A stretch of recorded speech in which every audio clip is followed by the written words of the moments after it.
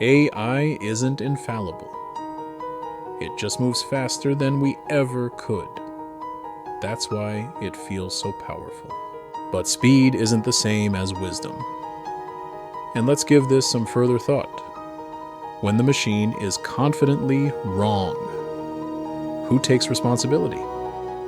We have to be more than just operators. We must be conscious collaborators and partners throughout any work that depends on AI output.